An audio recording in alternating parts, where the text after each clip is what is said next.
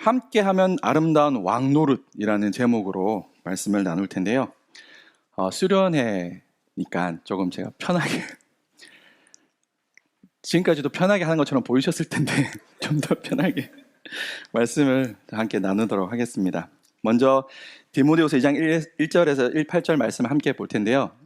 저 같은 경우는 집회를 통해서 성령을 깊이 경험했는데 사실 설교 말씀보다 본문을 읽으면서 은혜를 주셨어요. 그래서 본문 읽을 때 좀 집중해서 저희가 디모데 1장, 2장, 3장, 4장을 다 읽을 거거든요. 이번 캠프 기간에. 그럼 디모데후서 한 권을 저희가 다 읽는 거예요. 그러니까 말씀은 읽는데 좀 더 포커스를 맞춰주시고 좀 곱씹어서 이렇게 정말 뚫어져라 보면서 말씀을 같이 한번 읽었으면 좋겠습니다. 제가 한 절씩 교독하겠습니다. 제가 먼저 1절을 읽겠습니다. 내 아들아, 그러므로 너는 그리스도 예수 안에 있는 은혜 가운데서 강하고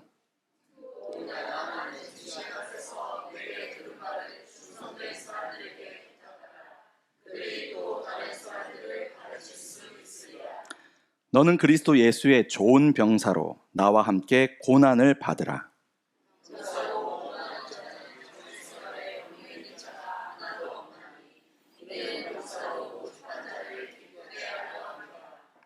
경계하는 자가 법대로 경계하지 아니하면 승리자의 관을 얻지 못할 것이며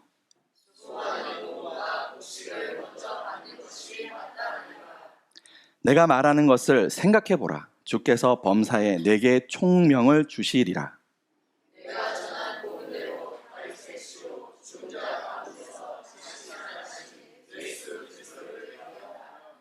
복음으로 말미암아 내가 죄인과 같이 매이는 데까지 고난을 받았으나 하나님의 말씀은 매이지 아니하리라.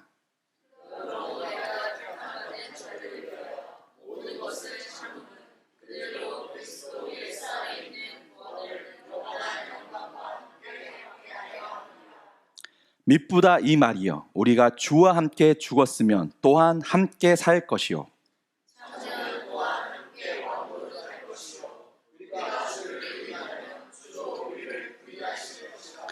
우리는 미쁨이 없을지라도 주는 항상 미쁘시니 자기를 부인하실 수 없으시리라.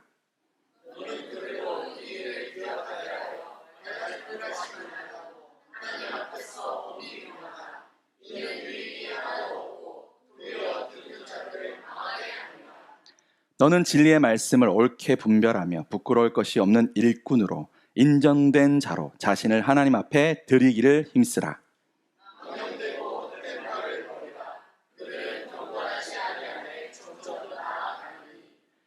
그들의 말은 악성 종량이 퍼져감과 같은데 그 중에 후메네오와 빌레도가 있느니라.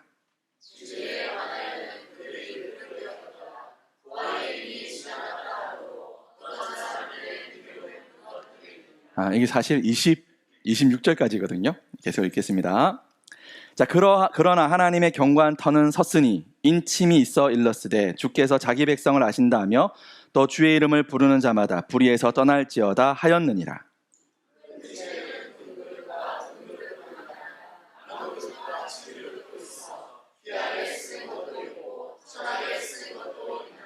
그러므로 누구든지 이런 것에서 자기를 깨끗하게 하면 귀 쓰는 그릇이 되어 거룩하고 주인의 쓰심에 합당하며 모든 선한 일에 준비함이 되리라.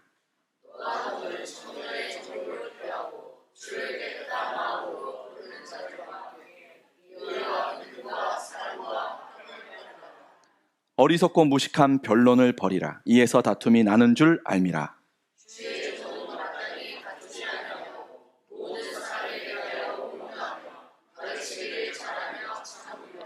거역하는 자를 온유함으로 훈계할지니 혹 하나님이 그들에게 회개함을 주사 진리를 알게 하실까 하며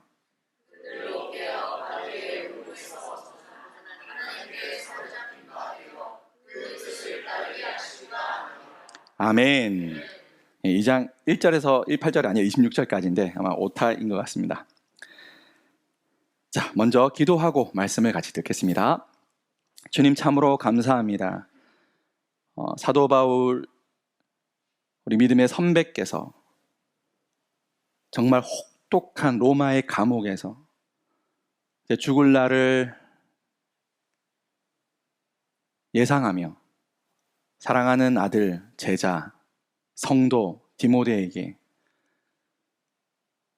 어떻게 해야 교회를 참으로 아름답고 잘 섬길 수 있을지 그가 뼈를 깎는 마음으로, 살을 베는 마음으로 한자 한자 적어 내려간 디모데 후서를 이 시간 함께 나누고자 합니다. 시대가 악하다 못해 정말 미혹의 시대를 살아가고 있습니다. 무엇이 참 진리인지, 진리가 무엇인지 분별하기 어려운 시대에 살아갑니다. 어떻게 해야 잘 사는 것인지, 정말 이렇게 살아도 되는 것인지 늘 세상은 우리를 향하여 손가락질하고 질문하고 우리를 미혹하고 있습니다. 예수님의 부름받은 종으로, 누군가에게는 선교사로, 누군가에게는 목사로, 누군가에겐 교사로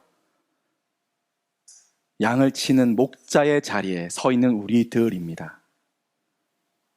그러므로 오늘 이 본문 말씀을 붙들고 나아갈 때 이 시대에 우리가 어떻게 해야 교회를 섬기며 주어진 양들을 아름답게 섬길지 깨달아 알게 하여 주시옵소서. 병사가 목숨을 내어놓고 전쟁에 나아가는 것 그 마음으로 다시금 이 세대를 바라보며 이 시대를 바라보며 주님이 흘리신 그 보혈의 피가 이제 우리의 피 흘림이 되기를 소망하며 그 고난이 우리의 훈장이 되고 그 고통이 우리의 미담이 되게 하여 주옵소서. 감사하며 예수님의 이름으로 기도하옵나이다. 아멘. 목사님 이 볼륨 조금 낮추셔야 될 것 같아요. 지금 잡음이 들려서. 네, 지금 디모데 전후서 우리 목사님께서 오전에 말씀하셨듯이 이 디도서를 포함해서 목회서신이라고 이야기를 하죠. 기원을 찾아보면 이 13세기 이 신학 대전을 통해 신학을 집대성한 이 토마스 아퀴나스라는 위대한 신학자가 있습니다. 그가 이렇게 말을 했어요. 이 세 서신은 하나같이 목회 규칙 취급하고 있다. 이 말이 기인하여 목회 서신이라고 이야기를 합니다.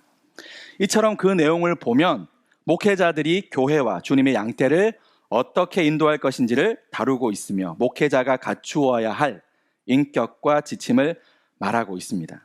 오해하지 마셔야 될 것은 목회자라고 하면은 목사나 전도사님만을 이야기하는 게 아니에요. 우리가 누군가에게 하나님의 말씀을 가르쳐야 되고 복음을 전해야 한다면, 그리고 내가 잃어버린 영혼을 찾아서 교회에 함께 오기까지 그 과정 속에서 우리가 선교사적 그런 마음으로 계속해서 양육을 해야 되잖아요. 그러므로 우리는 모두가 선교사고 모두가 목회자고 모두가 신학자인 것입니다. 그러므로 이 목회서신은 특정한 목회자들만 위한 것이 아니라 오늘 이 자리에 부름받은 모든 믿음의 백성들을 향한 서신임을 꼭 기억해 두십시오.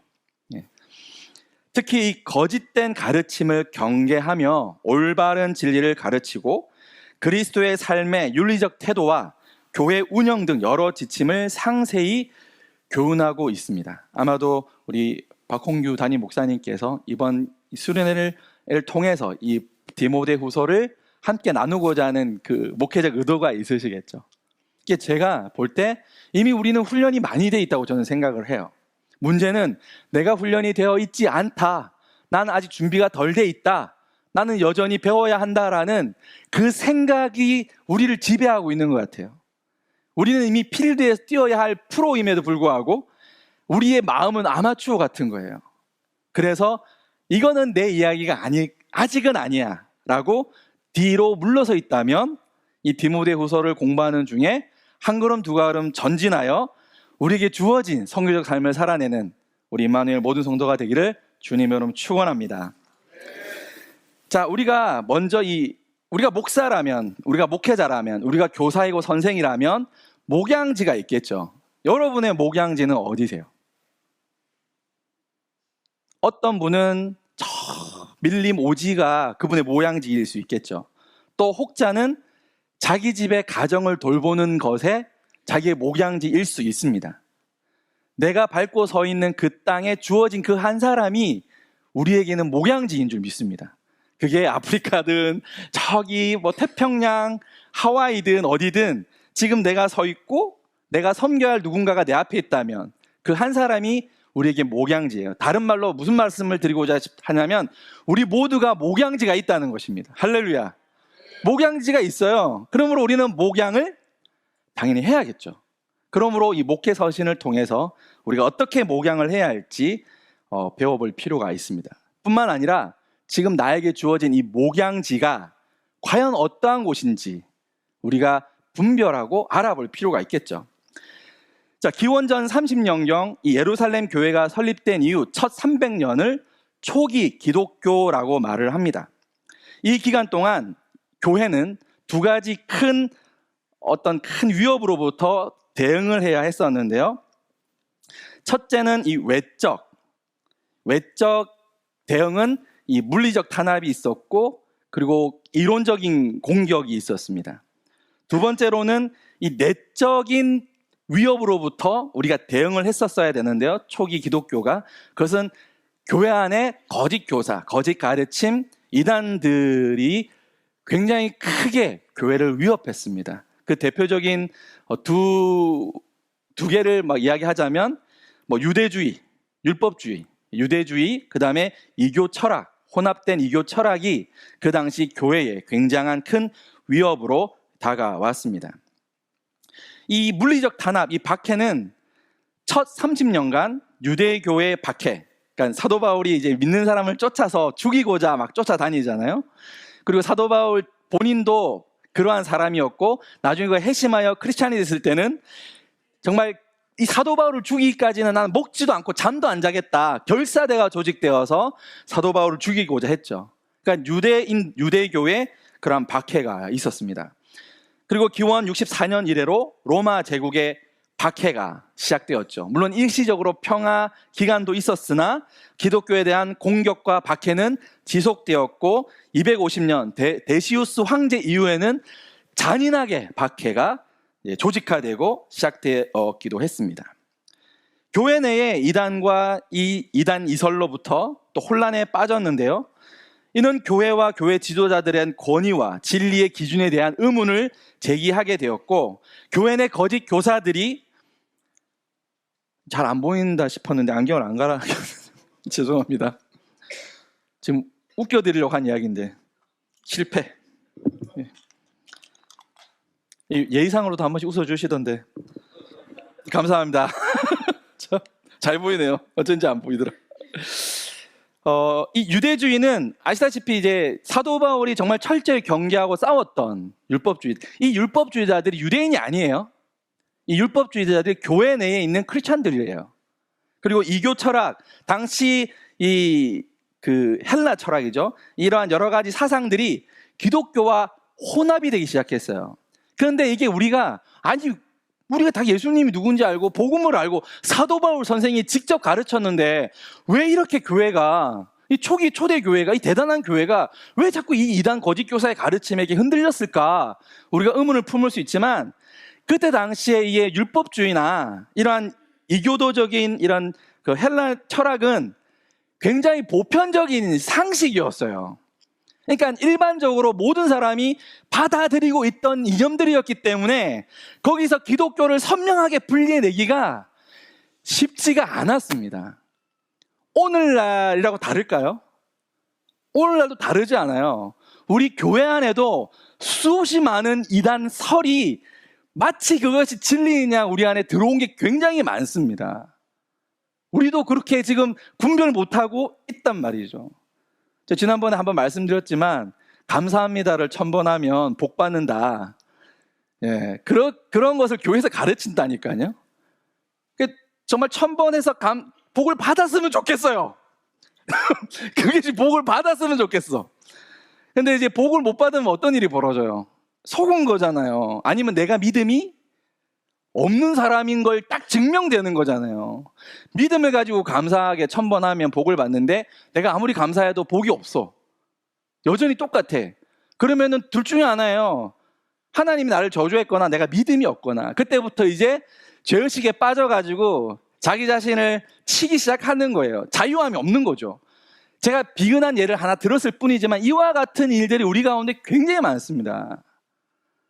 제가 아는 어떤 큰 대형교회 목사님은 결혼을 하려고 이제 부부가 와가지고, 부부는 아니죠. 이제 결혼을 앞두고 이제 인사드리러 왔는데 딱 보니까 둘이 헤어지는 게 좋겠다. 그래서 정말 헤어졌어요. 그게 과연 하나님이 그렇게 하실까? 저는 그렇게 생각하지 않습니다. 그렇게 생각하지 않아요. 물론 만약에 하나님이 뜻이라면 헤어지겠죠. 헤어져야 되고, 그죠? 하지만 그것이 단지 목사님의 기분과 목사님의 어떤 영적인 분별력으로 그렇게 서로 사랑해서 결혼까지 계획한 부부가 단번에 헤어질 수 있느냐? 저는 그건 아닌 것 같아요. 되게 조심해요. 왜냐하면 성경에 그런 예가 있어요, 없어요? 없어요. 성경에 그런 예가 없어요. 그러니까 과연 그게 하나님 뜻인가 아닌가, 우리 성경을 가지고 분별을 해야 되는 거죠. 근데 진짜로 목사님 말씀이 하나님 말씀이 되어서 헤어지는 사람이 있고, 이혼까지 하는 사람들도 있어요. 이혼까지 하는 사람들이 무슨 전파치 앞에서 전 보다가 헤어져라 해서 막 헤어지는 것처럼 그런 일들이 벌어진다고요. 꼭 그럴 때마다 목사님이 카드도 받습니다 하고 다 이렇게 내놓으시죠. 실합니다.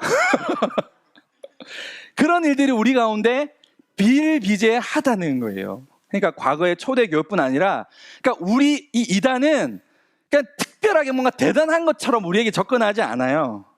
이미 우리가 익숙해져 있는, 그래서 기복 사상이라는 우리나라의 정서에 굉장히 뿌리 깊게 그 깊이 스며들어 있는 일반적인 이론이잖아요. 거기에 기독교를 살짝 얹으면 그렇게 되는 거예요. 그리고 과거에 굉장히 큰 히트를 쳤던 긍정의 힘이라는 책이 있습니다. 조엘 오스틴 씨가 쓰신 책인데요. 그 책을 보면 우리나라에서 굉장히 많이 팔렸거든요. 이명박 대통령 시절에는 국정 이념이 긍정의 힘이었어요. 막 대통령실에 막 긍정의 힘 딱 붙여놓고, 이제 그분이 장로님이지 않습니까? 그러니까 긍정의 힘이 그냥 우리나라 온 나라 대한민국을 다 휩쓸고 지나간 적이 있어요. 거기 긍정이라는 책을 읽어보셔서 아시겠지만 거기 보면 이런 대목이 나와요. 미국에는 대형 마트를 가면 주차하기가 쉽지가 않나 봐요. 저희 나라도 코스트코 같은 데 가려면 주차하기가 쉽지 않지 않습니까? 근데 이제 간절하게 마음의 소원을 품으면 계속 염불요듯 해야 되는 거예요. 오늘 반드시 주차 자리가 있을 거야. 하나님은 반드시 나에게 복의 복을 주어서 내가 가장 좋은 자리에 주차할 수 있을 거야. 그걸 믿고 가는 거예요. 그러면은 그곳에 주차할 자리가 있다 없다? 있었다 이야기를 하는 거예요, 그 책에. 근데 그와 같은 똑같은 내용이 시크릿이라는 책에 나와 있습니다. 시크릿이라는 책은 그 자기계발서의 굉장히 이제 전설과 같은 책이에요. 잘 되는 나예요. 잘 되는 나. 내가 긍정의 힘을 가지고 반드시 이건 이루어질 거야 라고 믿으면 우주의 기운이 많이 들어본 이야기죠. 우주의 기운이 나에게 임하여서 그것이 이루어진다라는 거예요. 그것이 시크릿. 여러분이 돈을 못 버는 이유가 뭔지 아세요? 왜 50억, 60억 한 집에 못 사는지, 왜 못 사는지 아세요? 안 믿어서 그런 거예요. 안 믿어서. 책상 앞에 딱 타워팰리스 사진 딱 부셔놓고 10년 안에는 반드시 갈 것이다. 해야 된다니까요. 거기다 성경 구절 몇 개 바꿔놓은 것이 긍정의 힘이에요. 우리 하나님이 우리 주차장 이렇게 해주신 하나님이면 저는 안 믿어요. 그런 하나님 저는 안 믿어요. 저는 안 믿습니다. 그런 게 아니죠. 그분께서 두 번째로 쓰신 책 제목이 뭔지 아세요? 이제는 아예 대놓고 적나라하게 이야기하죠. 제목이 잘 되는 나예요. 잘 되는 나. 여러분, 예수 믿는 게 잘 되는 나예요? 그게 우리나라 기복신앙이잖아요. 잘 되는 나가 아니라 오직 예수 그리스도의 영광을 위하여. 그것이 우리의 믿음의 고백이어야 하지 않습니까? 우리가 교회 다니는 이유, 예수님을 잘 믿어야 하는 이유, 11조를 갖다 바쳐야 하는 이유가 잘 되는 나라면 굳이 기독교일 필요가 없어요. 시간만 많이 뺏기고 절은 뭐 1년에 두세 번만 가면 되잖아요. 근데 맨날 매주 나와야 돼. 수요일도 나와야 되고 금요일도. 아우 힘들어. 그러니까 빨리 일찌감치 잘 되는 나를 위해서 예수님 믿고 계시다면 절로 가시면 되겠습니다. 교회를 다닐 필요가 없어요. 그러니까 우리가 왜 예수 믿는지, 근데 그런 긍정의 힘이나 잘 되는 나 이러한 책들이 베스트셀러가 되고요. 모든 크리스찬들이 그 책이 집에 한 권씩 다 있고요. 여기도 있어요. 있어요. 다 있단 말이죠. 그러니까 오염이 되는 거야. 그런 책을 읽다 보면 내가 그렇게 믿어야 된다고 생각을 해요. 그러니까 우리도 모르게 거짓 교사들, 전 적그리스도라고 봅니다. 그러한 거짓 적그리스도를 통해서 나도 모르게 우리의 순전한 믿음이, 교리적 믿음이 스며들고 있는 거예요. 그러니까 처음에 예수님 믿고 감격하여, 그 십자가의 은혜에 감격하여 내가 주님을 위하여 나의 인생을 헌신했다가 나중에 하나님께 섭섭해지기 시작하는 거예요. 내가 하나님한테 어떻게 했는데, 내가 교회를 위해서 어떻게 헌신했는데 이런 문제 하나도 해결 안 해주면 어떡하냐고 섭섭합니다 주님. 그렇게 내가 이야기하고 있다면, 교회 성도들 때문에 갈등이 일어나서 그 성도가 미워지기 시작하고 교회를 떠날까 고민하고 있다면, 여러분은 바알과 아세라를 예수의 이름으로 믿었던 거예요. 굉장히 심각한 이야기죠. 여러분, 구약시대에 바알과 아세라 섬기는 것이 이스라엘 백성들이 멍청해서 그런 게 아니에요. 여러분보다 1000배, 100배, 10,000배는 더 똑똑하신 분들이고 우리보다 훨씬 선하신 분들이에요. 그 당시 이스라엘 백성들이. 그럼에도 불구하고 그들은 바알과 아세라를 하나님이라 부르며 섬겼던 거예요. 십계명 받고 이제 모세가 십계명을 받고 딱 이제 호렙산에서 내려왔을 때 어떤 일이 벌어집니까? 고라 자손들이 당을 만들어 가지고 우상 숭배 막 하지 않아요? 그때 하나님께서 말씀하시죠. 나누어 버리십니다. 나누어서 어떻게 합니까? 땅을 벌리게 하셔가지고 다 그냥 땅에 불구덩이에 빠뜨려 죽이지 않습니까? 여러분, 그 구덩이에 안 들어갈 자신 있으세요? 저는 솔직히 없어요. 두렵습니다. 두려워요. 그러므로 우리가 이 목양지, 지금 우리에게 주어진 이 현 상황, 지금 우리 주어진 여러 가지 상태를 우리가 제대로 이해하지 못하면 내가 무엇을 목해야 될지를 모른단 말이에요. 그러니까 이 사도 바울이 이 목회 서신, 이 디모데 후서를 기록했을 때 이 디모데는 굉장히 흔들렸다, 좀 심지가 연약한 사람이었다라고 우리가 말씀을 드렸잖아요. 물론 디모데도 훈련이 잘 된 사람이에요. 사도 바울이 내 아들이라고 표현할 정도로 공을 엄청 들였던 사람이란 말이에요. 그럼에도 불구하고 이 거짓 교사들의 가르침과 공격은 굉장히 교묘하고요, 굉장히 흔들어 놓습니다. 그래서 우리가 분별하지 않으면, 오늘 본문에도 나왔듯이 분별하지 않으면 우리가 이겨낼 수가 없어요. 가랑비에 옷 젖는 줄 모른다고 나도 모르게 하나님하고 저 멀리 떨어져 있는 상태가 되어버리는 거예요. 그러니까 소경이 소경을 인도하면 어떻게 됩니까? 둘 다 죽는 거예요. 여러분, 한 사람 한 사람이 계속 진리의 말씀 가운데 분별하기 위해 우리가 정신을 차려야 합니다.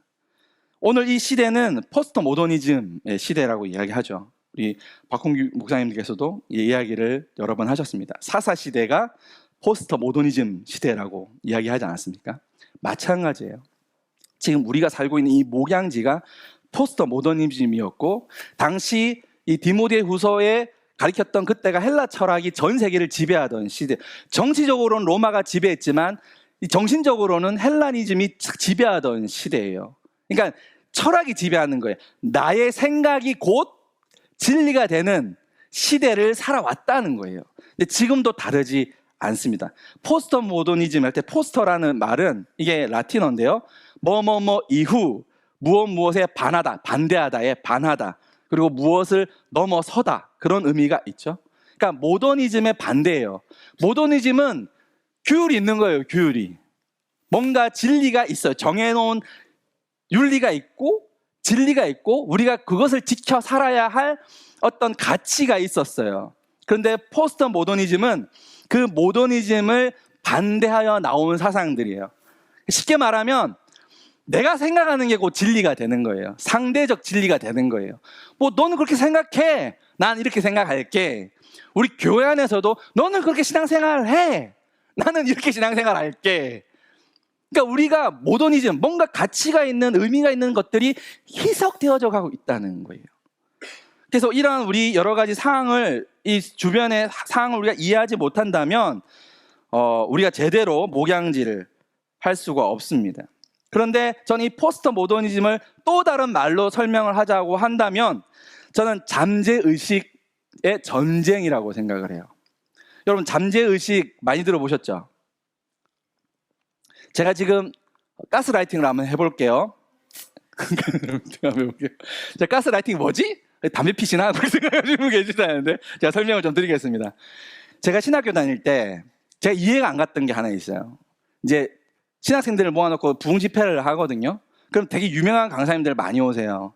그럼 찬양 시간이 지금 저희가 굉장히 뜨겁게 했잖아요. 그러니까 신학생들만 다 모여 있으니까 얼마나 뜨겁겠습니까? 그것도 한 500명 이렇게 막 500명, 1000명 앉아가지고 집회를 하니까 찬양할 때만 방방 뛰면 이거 무너지지 않을까 막 할 만큼 막 방방 뛰고 통성으로 기도하자면 그냥 뚜껑이 다 그 실내관에 뚜껑이 날아갈 만큼 막 뜨겁게 기도하는데 말씀만 하면 다 자요, 다 자.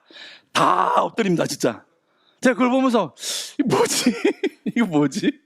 아니 그렇게 은혜 받았으면 말씀 들을 때는 더 막 그냥 정말 잠이 오더라 머리 쥐어 뜯어서라도 막 들어야 되잖아요.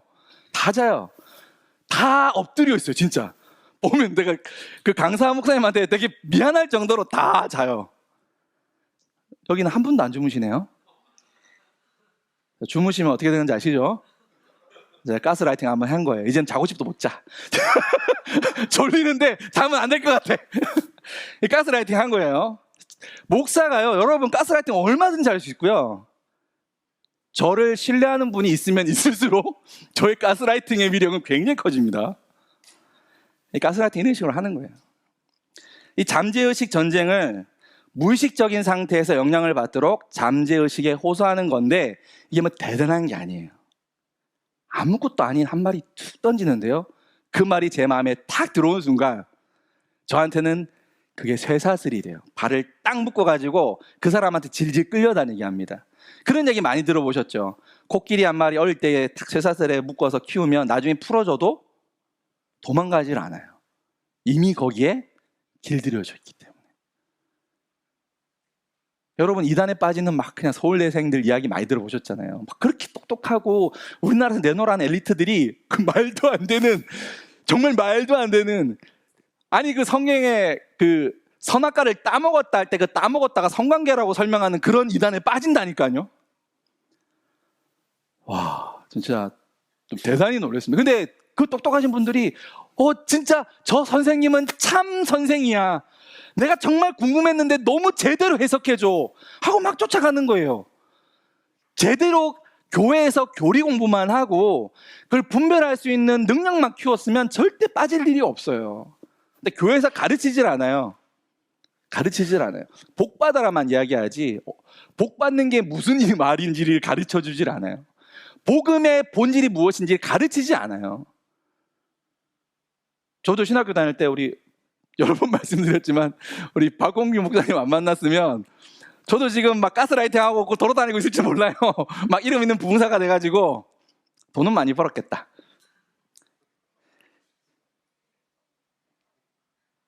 이게 이제 가스라이팅이라는 말이 어떻게 시작이 됐냐면요, 1938년 이 패트릭 해밀턴의 연출한 연극 가스등이라는 연극이 있는데요, 이 잭이라는 한 남성이 아내 벨라를 통제하고 억압하며 판단력을 흐리게 하고 자신에게 의존하도록 만드는 그 이야기를 담고 있어요. 바로 이 연극에서 가스라이팅이라는 용어를 사용했고 거기서부터 유래가 되었다고 합니다. 사람을 마음대로 조종하는 거예요. 배우고 싶은 분 저한테 오시면 제가 팁을 몇 개 드릴 수 있도록 합니다. 저는 저희 아내한테 가스라이팅 당했거든요. 지금 이거 보고 있을 텐데 어쨌든 그래서 끌려다니고 있습니다. 아주 충성해야죠. 비근한 예로 지금 이게 얼만큼 많은 사람들한테 노출되어 있냐면 이거는 한 예고, 그럴 수도 있다는 거예요. 좀 약간 구분해서 들으셔야 됩니다. 이 디즈니 관련되어서 여러 가지 괴담이 참 많습니다.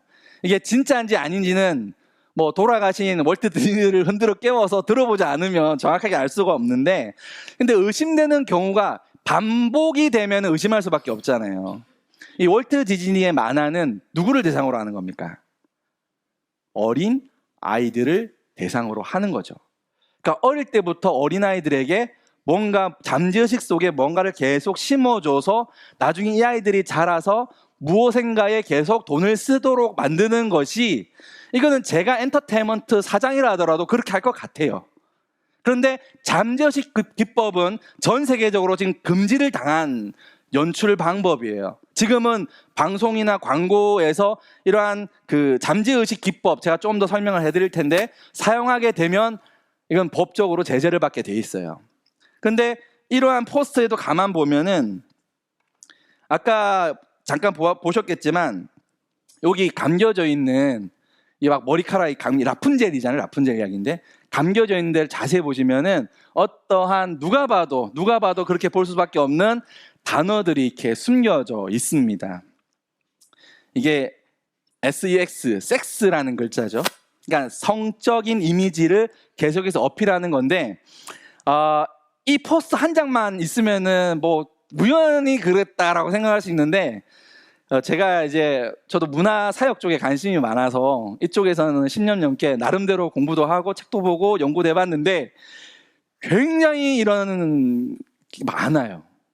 상당히 많습니다. 왜냐하면 이 아이들이 나중에 자라났을 때 굉장히 이제 성적으로나 여러 가지로 계속해서 관심을 가져야 하고 거기에 돈을 쓰게 만들어야 되는데 이건 광고계에 계신 분 누구 붙잡고 물어봐도 똑같은 이야기를 합니다. 가장 효과적인 거는 섹스 어필이에요.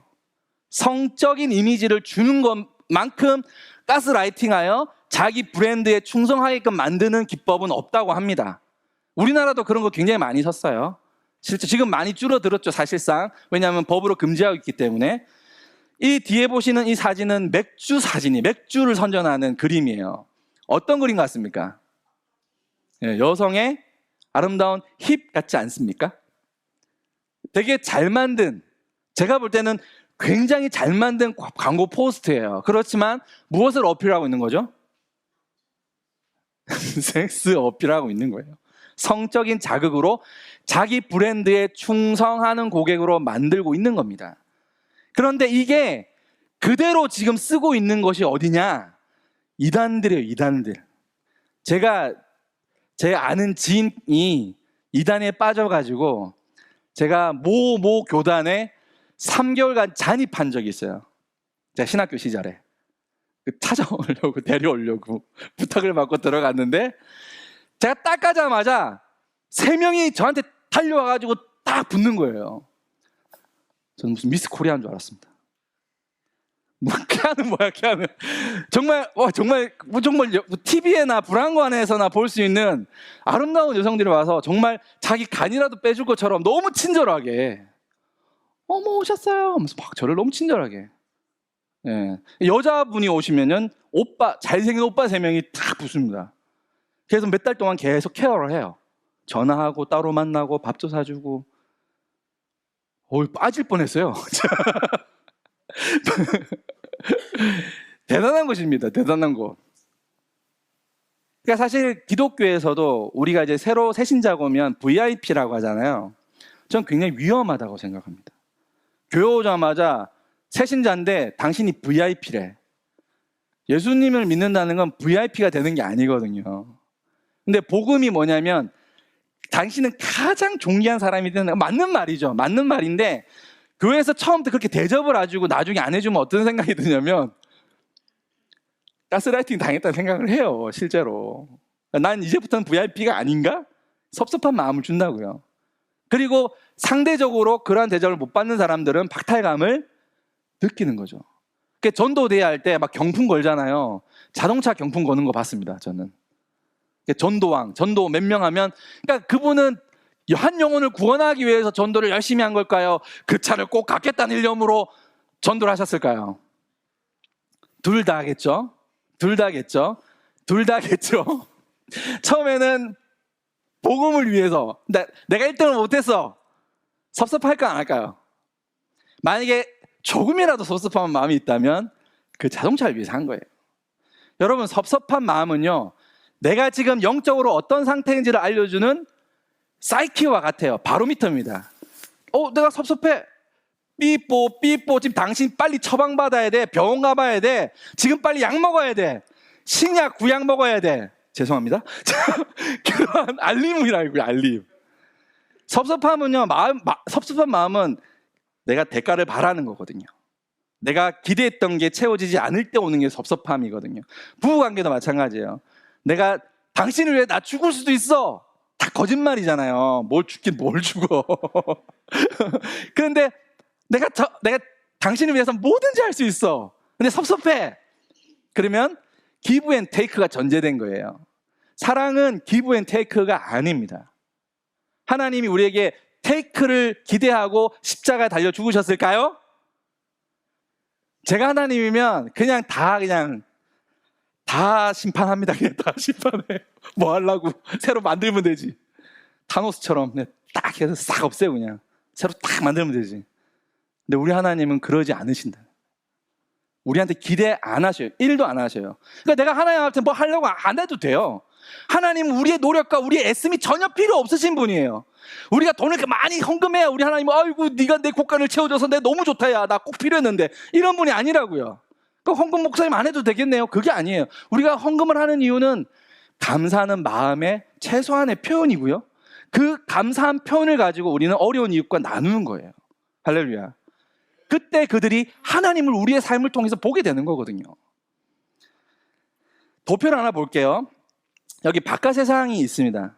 지금 제가 이 메커니즘을 설명하는 건 뭐냐면, 이 포스트 모더니즘, 이 복음하고 적대적 관계에 있는 이 세상의 생각들이 잠재의식 속에 어떻게 스며드는지를 좀 잠깐 설명을 하려고 하는데요.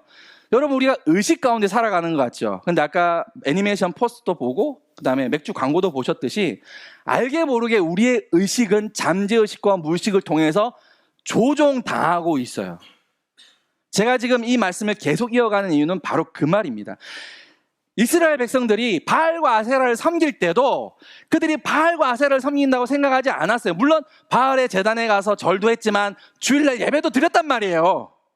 자기들이 야훼 하나님을 믿는다는 것에 대해 추후의 의심도 없었단 말입니다. 그럼에도 불구하고 그들은 그 무의식 속에 바알과 아세라 사상이 스며들어서 배교의 삶을 살고 있었던 거예요. 자기도 모르는 채.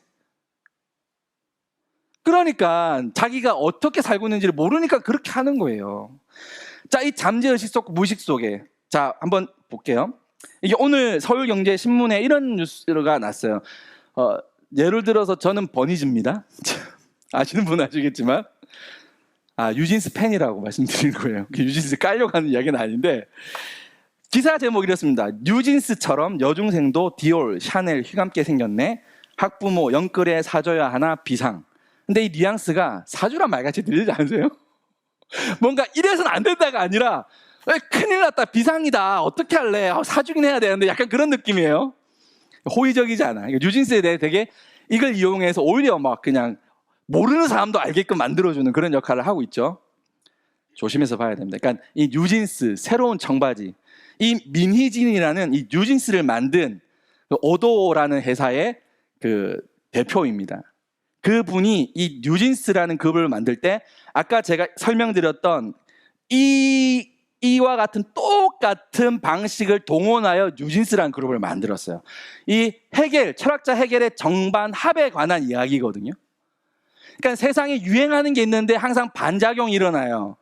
그래서 그 반작용을 찾아내서 이 시대에 맞는 트렌드화해서 만드는 게 합이거든요. 그렇게 만들어진 게 뉴진스라는 그룹이고, 이 뉴진스라는 10대, 아직 10대거든요. 제일 나이가 많은 애가 이제 만으로 19살, 이제 20살이에요. 제일 어린 애는 지금 중학교 3학년이거든요. 이 그룹을 통해서 이 명품을 치장을 해서 많은 사람이 이제는 저렇게 뉴진스처럼 입지 않으면 뭔가 뒤떨어지는 것처럼 만드는 거예요. 이게 돈을 버는 사람들 입장에서는 당연한 겁니다. 근데 우리가 깨어서 봐야 될 건 뭐냐면, 이러한 새로운 트렌드가 만들어질 때 이걸 우리가 분별 없이 받아들이면 우리도 모르게 하나님과 멀어질 뿐 아니라 적그리스도화 되어질 수 있다는 거예요. 오히려 예수님의 복음을 방해하고 교회를 위험에 빠뜨리는 삶으로 우리가 변질될 수 있다는 말씀을 지금 드리고 있는 겁니다. 새로운 시대, 새로운 청바지를 우리는 경각심을 보고 바라볼 필요가 있어요. 왜냐하면 사도 바울 때에 디모데와 에베소서 교회를 위협에 빠뜨렸던 그와 같은 거짓 가르침이 오늘날도 똑같이 새로운 모습으로 스며들어 오고 있기 때문에 그렇습니다. 그래서 교회에서 유행하는 거는 우리가 잘 지켜봐야 돼요. 자, 3절 같이 한번 읽어보겠습니다. 시작. 너는 그리스도 예수의 좋은 병사로 나와 함께 고난을 받으라. 좋은 병사, 사도 바울이 말하는 좋은 병사는 어떤 병사일까? 우리 영상을 잠깐 한번 볼게요. 지금 보실 영상은 이 글라디에이터라는 영화 다 보셨죠? 예, 안 보신 분 있으면 한번 꼭 보십시오. 한번 영상을 뒤에 영상으로 같이 한번 먼저 보도록 하겠습니다.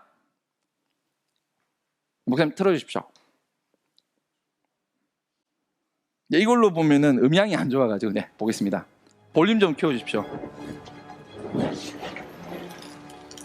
그때 당시에 이게 실제로 있었던 역사적 사건을 배경으로 하고 있는 장면이거든요. 이 전투 씬을 한번 보시면서 병사들이 어떠한 모습인지, 그 당시에 전쟁은 어떻게 벌어졌는지 한번 관심을 가지고 봐주시면 좋겠습니다.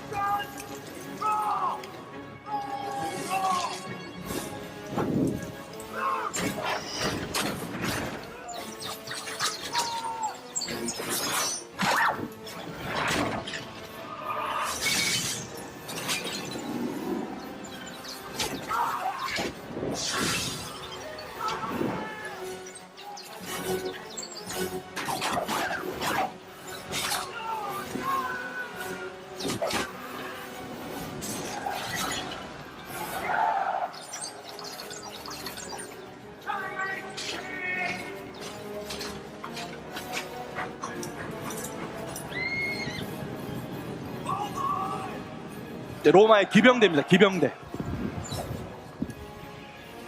보병들이 진을 짜고, 그리고 측면을 기병대가 치는 거예요. 저기 로마 병사들이 진을 짜고 있는 저 진이 성경에서 말하는 진이에요. 진.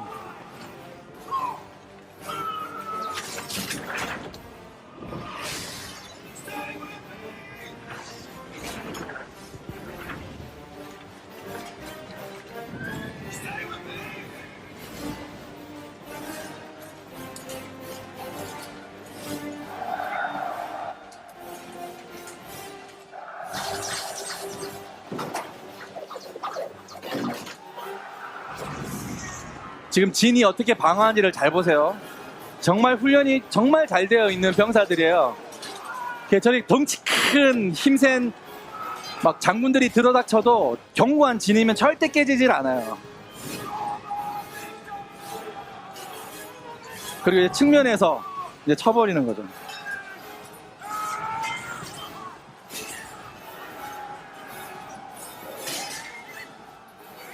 달려오는 말에서 칼을 휘두르는 거는 어마어마한 위력을, 미사일 같은 위력을 가지고 있다고 합니다.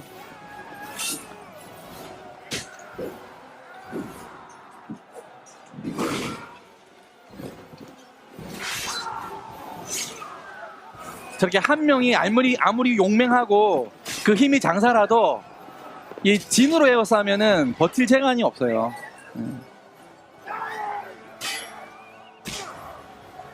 그리고 장검과 로마군이 쓰는 단검이 있습니다. 이 단검의 위력도 굉장합니다.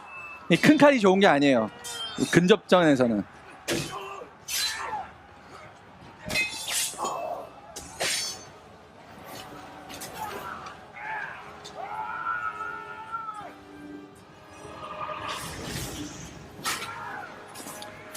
네, 여기까지 보도록 하겠습니다. 예, 재밌죠? 예, 수련회니까. 졸릴 때쯤 되면 하나 틀어주고, 졸릴 때쯤 되면 하나 틀어주고. 자, 이 영화의 시대적 배경은 로마의 오현제, 5 황제를 오현제라고 하는데요. 그 오현제 중 마지막 황제, 마르쿠스 아우렐리우스 황제의 시기를 담고 있고, 아까 영상에도 잠깐 그 모습이 비춰졌습니다. 이 마르쿠스 아우렐리우스는 이 원정을 통해서 국경의 안정화를 추구를 했습니다.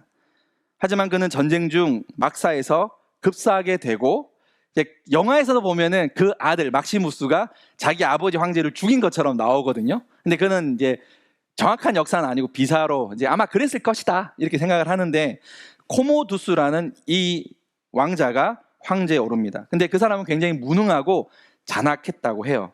그래서 그의 누나가 원로원들과 합심해서 이 코모두스를 암살하려고 했습니다. 근데 암살에 실패를 해요. 그러자 이 코모두스가 황제에 오르고 자기 누나와 원로원을 다 죽입니다. 그리고 그 유명한 이 글라디에이터 검투사 시합을 무려 735회를 엽니다. 본인이 직접 등판해가지고 황제를 누가 죽일 수 있어요? 실력이 좋아도. 그냥 그 사람의 칼날에 그냥 죽어주러 나가는 거죠. 죽어주러. 그 사람의 살인을 즐겼던 사람인 것을 알 수가 있습니다. 하지만 이 폭정과 살육을 일삼다가 그의 애첩과 친위대장에 의해서 침실에서 살해가 되고 맙니다. 그리고 그 이후로 로마는 쇠락의 길에 접어들어서는 것을 역사적으로 볼 수 있는데요. 이 장면을 보면 당시 일반적으로 군이 어떤 일을 하는지를 너무 잘 보여주는 장면이고요. 이거는 영화사에서도 이게 역사적 고증을 굉장히 많이 연구를 해가지고 찍은 장면이에요. 이 전투씬이. 그 보면은 로마 병사들이 이 네모나키 탱크처럼 진을 짜가지고 방패를 들고 창을 그 서로 자리를 포지션을 바꿔가면서 에너지를 아끼고 막 달려오는 적들을 물리쳐가면서 굉장히 효율적으로 전쟁을 치르는 모습을 볼 수 있습니다. 그러니까 사도 바울이 훌륭한 좋은 병사라고 이야기했을 때 저는 아마 이 장면이 좀 도움이 될 거다라는 생각을 했어요. 사도 바울 로마의 시민이었고 아마 이러한 전투 장면을 보지 않았나 싶습니다. 왜냐하면 그 당시에 로마군은 굉장히 강력했습니다. 이게 팍스 로마나, 로마가 곧 평화였습니다. 근데 이 평화는 힘의 평화죠. 힘의 논리의 평화입니다. 자, 먼저 군인은 전쟁의 승리를 위해 철저하게 훈련을 해야 되죠. 제가 전투경찰에 있었다라는 말씀을 드렸었잖아요. 이제 들으신 분은 아시겠지만 방패수를 배웁니다. 진압수를 배우는데 이 당시에 어떤 여러 가지 것들을 연구해서 많이 가져왔다고 해요. 그래서 군중과 민중들을 적절하게 막아내는 훈련을 하는데 제일 먼저 하는 훈련이 뭐냐면 맞는 훈련이에요. 이게 정말 이렇게 맞아도 안 죽을 수 있구나라고 생각할 정도로 사람을 때려요. 훈련이라는 미명하에 자기의 폭력적인 쾌감을 얻고 있는 거죠. 제가 볼 때는 그랬어요. 쇠파이프로 맞는 훈련을 하는데 정말 아픈 거예요. 그러니까 뼈가 막 부러질 것 같고 밤새 동기들하고는 엉덩이 깔고 안티프라미로 그냥 멍까지 지워가야 하는 그런 시절이 있었는데 지옥 같은 시절이었죠. 과거에 제가 그런 얘기하면 저보다 10살 많은 이제 남성분들은 야 그것도 고생이라고 이야기하냐고 막 하세요. 야 너 야삽으로 맞아봤어 뭐 이런 얘기 이제 막 합니다. 이제 저는 이제 자기들이 겪은 그 이야기에 아무것도 아니라는 거죠. 근데 고대의 로마의 병사가 된다는 거는 우리가 상상하면 밖의 이야기일 겁니다. 좀 말할 수 없는 규율과 훈련이 뒤따랐을 거예요. 그러니까 사도 바울이 너희가 훈련 받아야 한다라고 했을 때 훈련은 1박 2일 수련회 같은 훈련이 아니라는 거죠. 자, 우리 지금 이렇게 해서는 안 돼요. 지금 한 3시간 뛰면서 노래하고 찬양하고 무릎 꿇고 한 8시간은 기도해야. 농담입니다. 농담입니다. 질이죠. 질이 중요하죠. 근데 그와 같은 훈련은 필요하다고 저는 생각을 해요. 왜냐하면 오늘날 우리의 영성이 나도 모르게 복음과 멀리 떨어져 있고 나도 모르게 성경과 멀리, 우리 오늘 성경과 얼마나 내가 거리가 먼지 절감했지 않습니까? 야, 성경은 다른 나라 이야기고 저 먼 나라 이야기구나. 나랑 상관이 없구나. 계속해서 호랩살이래요. 자, 그와 같은 내가 성경과 너무 많이 떨어져 있구나. 우리 수련회 때 그걸 발견하면 되는 거예요. 왜냐하면 우리가 성경의 말씀을 잘 이해하지 못한다는 것은 성경을 많이 읽지 않고 있다는 반증이겠죠. 자, 성경이 하나님의 말씀인 걸 믿으십니까?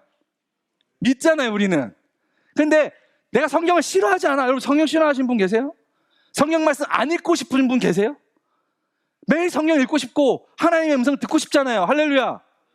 그런데 나도 모르게 세상의 논리가 나를 지배하고 있는 거예요. 지금 네가 더 중요한 게 뭔지 생각해봐. 밥벌어지 해야지. 밥벌어지. 지금 네 그 꼬라지로 야, 너 그렇게 살면 되겠니? 나의 우선순위가 바뀌어버리는 거예요. 하나님의 말씀이 내 우선 최선에 있어야 하는데 그것이 그냥 보이지 않는 저 밑으로 내려가고 없는 거예요. 근데 나는 잘 믿고 있다고 생각을 해. 왜냐하면 사단이 얼마나 기가 막히냐면 넌 여전히 잘 믿고 있어.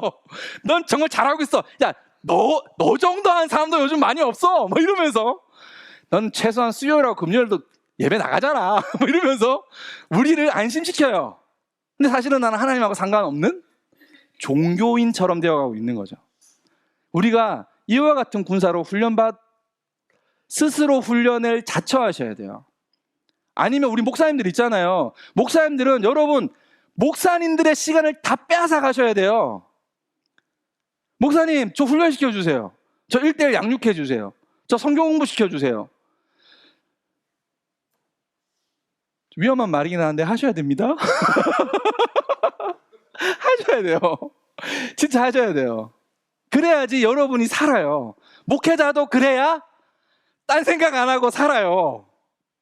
목사님들은 뭐 먹고 사는 거 다 내놓고 말씀 가르치려고 이 길 들어선 거 아닙니까? 할렐루야. 하세요. 그냥 밤새서라도 하세요.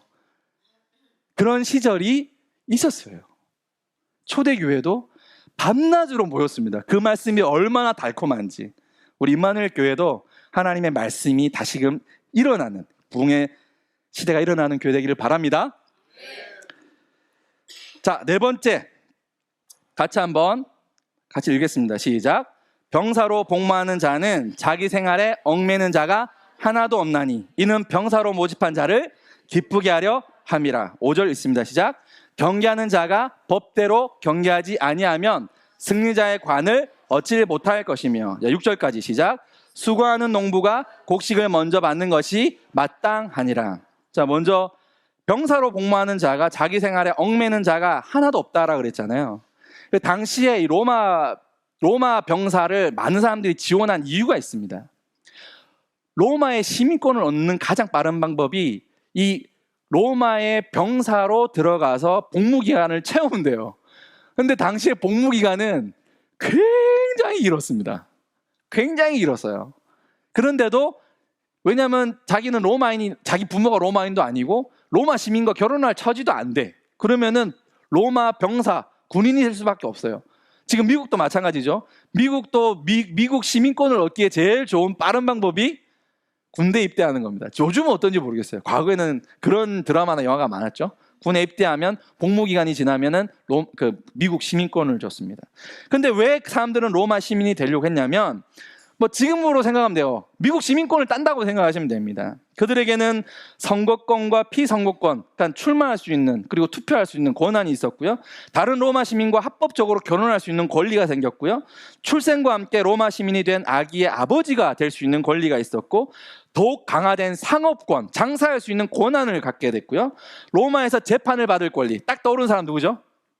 사도 바울. 사도 바울은 로마의 시민이었기 때문에 유대에서 죽을 뻔했다가 오히려 병사들한테 잡혀서 로마로 압송되는, 로마에서 재판받기 위해서 가는 걸 볼 수 있죠. 고문당하지 않을 권리가 있습니다. 사도 바울이 그래서 고문을 안 당한 거예요. 옥에만 갇혀 있었죠. 만약에 로마 시민권이 없었으면 정말 예수님만큼 큰 고통을 당했을 거예요. 그러니까 로마 시민권이 되게 끝발이 있는 거예요. 전문용어로. 제국 내 다른 지역으로 이주하더라도 이상과 동일한 법률상의 이점을 유지할 수 있는 권리. 그러니까 오늘날의 미국 시민권과 같은 권리가 있는 것이라고 보면 됩니다. 자, 한번 생각해 봅시다. 우리도 마찬가지입니다. 우리가 하늘나라 백성 되신 줄 믿으십니까? 우리 하늘나라 백성이죠. 그죠? 그죠? 진짜입니까? 예, 그렇다면 우리에게 이것과 비교할 수 없는 영원한 생명의 권한이 우리에게 주어진 줄 믿습니다. 우린 죽어도 어디 가요? 천국 가는 거예요. 할렐루야. 자, 살아갈 때 우리는 어디서 살아요? 천국에서 산다고 하셔야죠. 지옥이세요 혹시? 우리가 하나님 나라의 백성이 되면 죽어서 천국 가기도 하지만 지금 우리가 살아있는 삶과 우리가 생활하는 모든 것도 하나님의 나라인 줄 믿습니다. 하나님의 나라 하면 그래 이해가 돼. 근데 천국이라면 천국은 아닌 것 같은데? 똑같은 말이에요. 하나님의 나라가 천국인 거예요. 근데 왜 우리는 천국에서 사는 것 같지 않느냐? 우린 이거 갖고 실험해야 돼요. 나는 왜 천국 같지 않지? 난 빨리 그냥 죽어서 천국 가고 싶은데. 누가 주인이냐 싸움에서 아직 판결이 안 났어요. 여전히 우리가 압복강가에서 자꾸 씨름만 하고 있는 거예요. 씨름만. 차라리 하나님이 내 그냥 대퇴부라도 쳐가지고 다 빠뜨리면 좋겠는데 하도 고집 세가지고 기분 세가지고 끝까지 버티고 있어. 그러면 안 되는데 그러고 있는 거예요. 이 싸움을 빨리 종집을 찍어야 돼요. 자꾸 하나님하고 싸우지 마세요. 우리는 하나님하고 싸우는 게 아니라 세상하고 싸워야죠. 하나님이 우리의 편인 줄 믿습니다. 하나님하고 빨리 연합해서 하나님 나라가 뭔지를 정리를 하고 나에게 주어진 삶에 자족이라는 단어를 딱 갖다 붙여도 전혀 위화감이 없는 삶으로 딱 하고 세상하고 싸워야죠. 그래야 세상에 영향을 미칩니다. 그래서 우리가 하나님의 나라에 사는 사람으로서 하나님의 나라의 병사로, 나그네로, 우리 천국이 우리의 집이니까 잠깐 파견 나와 있는 군사로 우리가 우리의 소명, 우리의 전쟁에 수행해야 될 우리의 작전을 우리가 수행 중인 걸 믿습니다. 그러므로 우리는 쉴 틈이 없어요. 우리는 방심할 틈이 없어요. 경기하는 것도 마찬가지예요. 경기에는 반드시 룰이 있다고 그랬죠. 룰을 어기면 내가 이겨도 이긴 것이 아니에요. 룰이 뭡니까? 이 룰은 하나님의 말씀인 줄 믿습니다. 그것을 교리라고 해도 전혀 다른 말이 아니에요. 교리를 무시하거나, 교리는 우리의 신앙 고백이잖아요. 우리가 어떤 것을 믿는지에 대한 확신이 없으면 2단, 3단, 4단 오면 막 흔들려가지고 2단인지 3단인지 4단인지도 모르고 교회인 줄 알고 쫓아간다니까요. 커피숍에서 성경 공부하고. 그러면 안 되는 거예요. 교리가 그래서 중요한 거예요. 그 규율을 알아야 그 바운더리 안에서 우리가 자유한 거예요. 진짜 자유는 뭔지 아세요? 대한민국 안에서 보호받을 때 우리는 자유 시민이 되는 거예요. 하나님 나라의 규율과 하나님 나라의 여러 가지 고백, 교리를 알아야 그 안에서 우리가 진정한 자유를 누리는 겁니다. 내가 하나님 누군지를 분명히 알 때, 예수님이 누군지 알 때, 성령님이 누군지 알 때, 삼위일체가 무엇인지 알 때, 그 안에서 우리는 자유한 줄 믿습니다. 사탄이 절대 우리를 넘어뜨릴 수가 없어요. 자, 6절, 수고하는 농부가 곡식을 먼저 받는 것이 마땅하다. 자, 이 구절에서 굉장히 고민을 많이 하고 여러 주석을 살펴봤는데, 여기에 방점은 너희가 수고했기 때문에 먼저 받는 거야가 아니더라고요. 여기서 키는 농부입니다. 농부. 군인, 병사, 그다음에 운동선수, 그다음에 농부예요. 농부. 먼저 받는 게 이게 중요한 게 아니라 농부가 중요한 거예요. 전 농사를 안 지어봐서 잘 모르지만 보통 농사를 지을 때 씨를 심잖아요. 그죠? 씨를 뿌리고 파종을 하거나 심습니다. 그다음에 뭘 하죠? 관리를 하잖아요. 오랜 시간. 우리가 어저께 무슨 아이시죠? 금곡 아이신가? 거기 감곡 아이시. 그래서 맛있는 복숭아 드셨죠? 복숭아를 사왔는데 그 복숭아 하나 따려면은 오랜 시간이 걸리잖아요. 그냥 심었다고 바로 나오지 않잖아요. 무슨 말이냐면 농부의 핵심은 인내예요. 인내. 오래 참고 기다리면 무엇을 받는다? 열매를 받는다는 거예요. 믿음을 가지고, 선한 믿음을 가지고, 착한 믿음을 가지고 우리가 기다릴 줄 알아야 돼요. 내가 말 한마디 다 하고 싶어도, 내가 입말 다 하고 싶어도 인내하는 거예요. 삼키는 거예요. 그러면 뭘 받는다? 열매를 받는 거예요. 꼭 하지 않아도 될 말 한마디 잘못 딱 던졌다가 교회가 쪼개지는 것도 좀 봤어요. 자기는 그런 의도로 한 말이 아니야. 근데 듣는 사람들이 다 그 해석을 잘못하는 바람에 막 난리가 나가지고 가짜가 진짜가 되고 진짜가 가짜가 돼가지고 막 그냥 파가 날리고 싸움 나고 난리가 납니다. 부부도 마찬가지예요. 부부관계도 안 해도 될 말 있잖아요. 안 해도 될 말. 수염 깎았어? 자기가 수염 좀 깎으면 좋겠는데. 우리 아내가 그렇다는 거 아니에요. 오해하지 마세요. 수염 깎았어? 뭐 혼나는 느낌이잖아. 그죠? 그리고 야, 물 좀 가져와봐. 이건 안 해도 되는 말이거든요. 아니면 자기야 나 좀 너무 힘들고 바쁜데 한 잔만 떠다 줄래? 똑같은 말이죠. 근데 듣는 사람은 어때요? 기분이 다르죠. 내가 어떤 말을 할 때 하지 말아야 할 것과 하더라도 어떻게 해야 저 목양지에서 저 양을 내가 잘 치는 목자로서의 말이 될까? 그것을 생각해야 돼요, 말아야 돼요? 우리는 해야 돼요. 그것이 농부의 심정인 거예요. 농부의 심정. 저는 그냥 말 다다닥 하고 나면 속이 다 시원하고 뒤끝도 없어요. 자기는 없죠, 뒤끝이. 그 말을 듣는 사람들은 다 칼을 갑니다. 칼을. 너 두고 보자. 언젠가 내가 복수하리라. 자기만 뒤끝 있어서 좋은 거 하나도 없습니다. 여러분 혹시 미션이라는 영화 보셨습니까? 자, 이 영화 포스터인데요. 이 영화 미션이라는 영화를 저는 한 수백 번을 본 것 같습니다. 수백 번. 너무 많은 감동과 너무 많은 메시지가 담겨져 있어요. 그리고 정말 복음의 본질이 무엇인지, 무엇이 참된 회개인지 이 영화 한 편에 다 담겨 있어요. 사실은 1박 2일 만약에 우리가 교회에서 잠도 자고 하면 밤에 한 1시쯤, 아니, 밤 12시쯤 영화 한 편 다 틀어놓고 다 이게 누워가지고 이런 영화 한 편 딱 보면 정말 좋습니다. 정말. 이 영화는 롤랑 조페라는 감독이 1986년에 만든 영화예요. 굉장히 오래된 영화인데 보신 분? 이럴 줄 알았어. 생각보다 많이 안 보시더라고요. 혹시 여러분 중에 예수 믿는 사람이 어떻게 영화를 보지? 혹시 있으시면 자유하십시오. 그리고 그리스도인들은 시대의 감각에 예민하셔야 돼요. 왜냐하면 그 영화는, 드라마는, 대중가요는 그 시대의 정신이 무엇인지를 우리가 보기에 가장 좋은 바로미터거든요. 물론 거기에 빠지란 말은 아니에요. 괜히 뭐 토끼봉 들고 뉴진스 따라다니시면 안 되고 그 정도까지는 안 가고 한번 뭐 어떠한 시대적인 풍조가 있는지는 우리가 봐야 돼요. 특히 청소년 사용하시는 분들은 되게 예민하셔야 됩니다. 이 영화는 18세기 중반에 남아메리카, 이 브라질과 파라과이, 우루과이, 아르헨티나의 접경 지역에서 선교 마을이 이 세속적인 통치 권력에 의해 일제히 퇴거당하는 사건이 벌어져요. 그러니까 이것이 뭐 파라과이냐, 우루과이냐, 아르헨티나냐, 뭐 스페인이냐 이런 여러 가지 그 갈등하다가 선을 어디에다 끊느냐에 따라서 노예가 합법화되기도 하고, 노예로 잡아가 원주민을 잡아가는 게 금지되기도 하고, 또 그 선 안에 있는 그 그리스도인으로 그 신앙을 바꾼 사람은 보호해준다는 그런 정책이 있었는데 그것이 지도의 선을 어떻게 끊느냐에 따라서 완전 바뀌어버리는 거예요. 그런데 이 선교사를 통해서 이 그리스도를 구주로 받아들이고 이제 크리스찬이 된 그 한 마을이 이 선을, 육국경을 어떻게 잘못 정치적으로 끊는 바람에 퇴거당하고 마을을 끝까지 지키다가 몰살당하는 실제로 있었던 사건이라고 합니다. 그걸 배경으로 만든 영화입니다. 그 영화에 굉장히 멋있는, 이 영화는 안 봐도 이 음악은 한 번씩 들어보셨을 텐데요. 잠깐 먼저 한번 감상해 보도록 하겠습니다.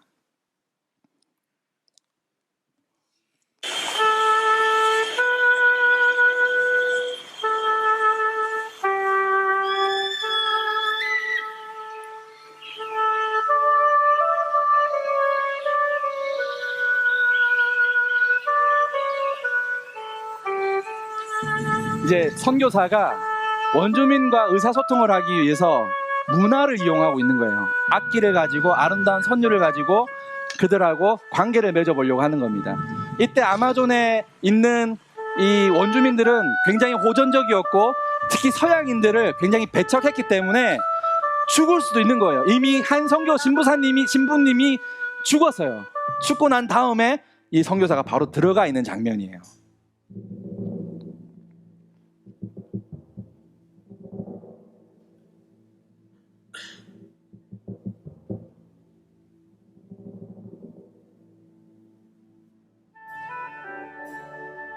자, 이 장면은 이제 다음에 볼 장면인데요. 여기까지만 일단 볼게요.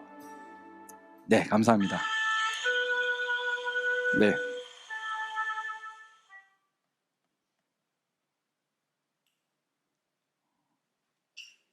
장면 하나 없어졌네요. 그 장면이 꼭 들어갔어야 되는데. 네, 그건 제가 설명해 드리겠습니다. 자, 이 장면, 이 사진은 뭐냐면 이제 국경을 잘못 끊는 바람에 이제 이 마을에 이제 군인들이 쳐들어와 가지고 이제 다 쫓아내고 학살하는 장면인데, 이제 이 신부님께서는 찬양을 부르면서 순교하는 장면이에요. 근데 이 영화에 보면은 재미있는 장면 하나 있는데요. 이 정직 용병이 나옵니다. 주인공 로버트 드니로가 이제 이 역할을 맡았는데요. 이 과란이 족을 잡아서 노예로 만들어 팔았던 이 로드리고라는 인물이 나옵니다. 이 로드리고라는 인물이 굉장히 악명 높은 용병이었고 악명 높은 노예 상인이었어요. 그는 굉장히 부자였고 잘생겼고 무술도 뛰어나고 굉장히 자신감 있는, 오늘날로 말하면 정말 성공한 캐릭터예요. 성공한 인물입니다. 그런데 그가 이제 노예를 잡으러 갔다가 돌아왔는데 자기의 이복 동생이 자기의 애인, 결혼을 앞두고 있는 자기 애인과 바람이 난 거예요. 그걸 직접 보게 된 겁니다. 그래서 욱하는 화가 나서 자기의 동생을 죽여요. 그리고 그 살인죄로 감옥에 갇힙니다. 감옥에 갇혀 있는 동안 이 신부가, 아까 피리를 부른 신부가 이제 감옥에 가서 이제 복음을 전해요. 복음을 전하고 이 사람이 예수님을 믿게 돼요. 근데 오늘 영상을 준비했는데 왜 안 나오는지는 모르겠습니다. 잠깐만, 제가 한번 이걸로 한번 틀어볼게요. 꼭 봤으면 좋겠다 싶어서 이걸로 한번 틀어보겠습니다.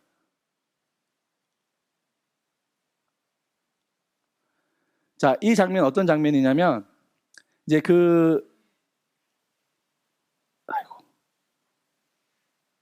네.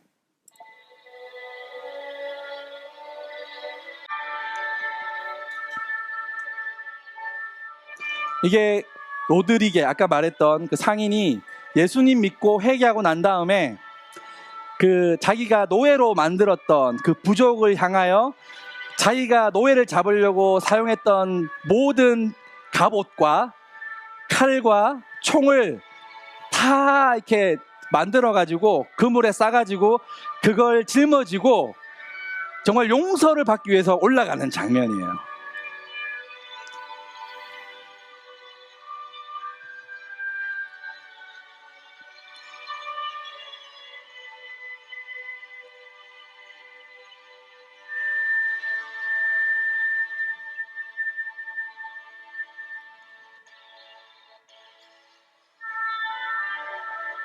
이게 이제 로드리게를 이제 주님께로 인도한 신부님이고요. 이 예수의 신부님들이에요. 예수의 신부님들. 굉장히 선교적으로 굉장히 뛰어나게 활동을 많이 했던 예수회라고.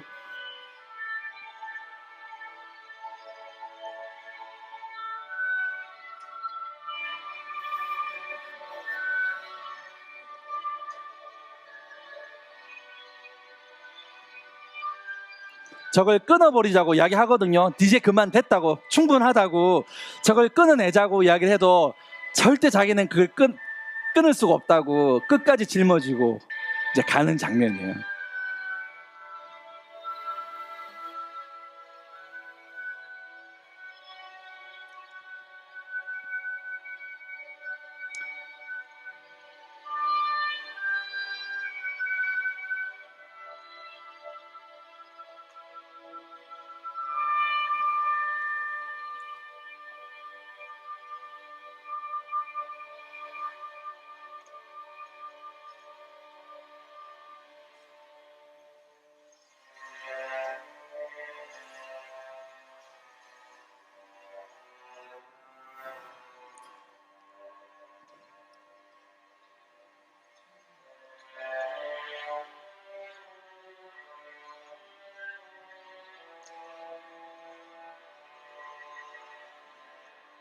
여러분도 지금 여러분의 죄의 보따리를 한번 만들어 보시고요. 여러분이 지금까지 또는 오늘 지금까지 살아오면서 지었던 죄들을 한번 담아 보세요. 이렇게.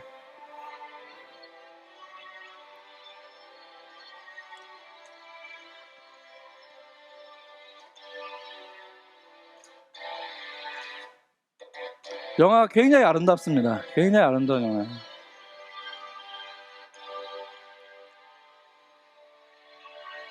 이제 원주민들이 이제 자기의 부모, 자기의 자녀를 잡아간 그 노예 상인을 이제 본 거예요.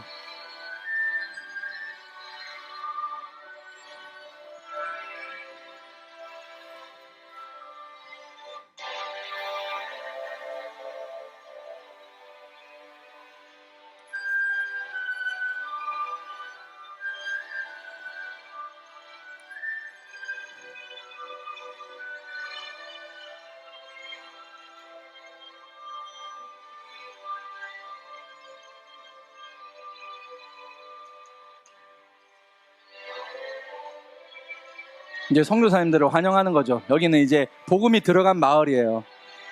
이제 이 로드리게를 발견하게 되겠죠.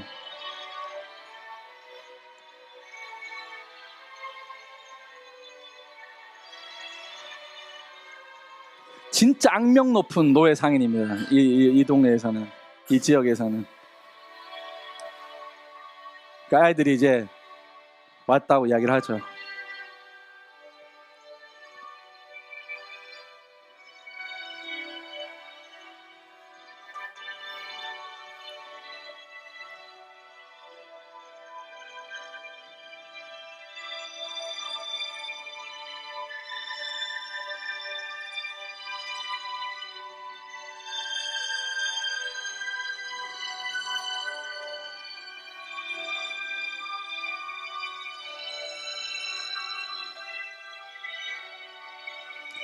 처음에는 해칠 줄 알고 칼을 가지고 이 사람 해칠 줄 알았던 거죠. 근데 그게 아니라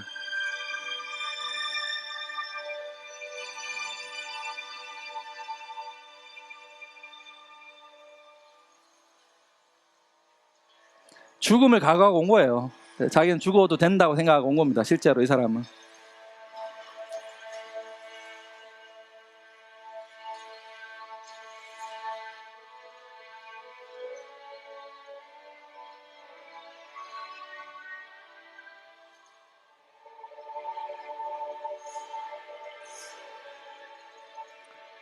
그가 왜 왔냐 물어보고 그는 이제 우리와 한 형제가 되었다고 이야기해 주는 거예요.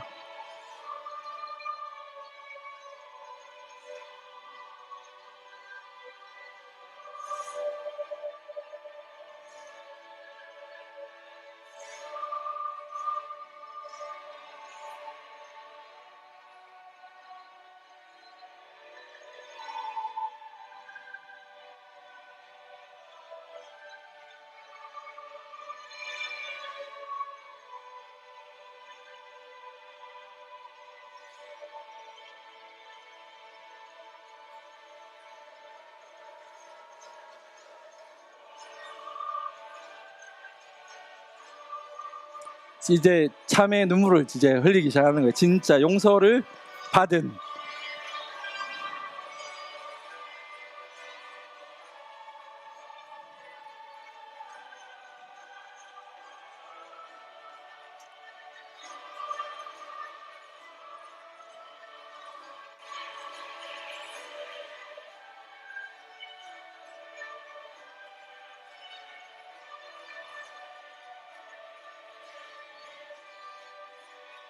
왜냐하면 이 부족에서 남자가 우는 거는 굉장한 수치거든요.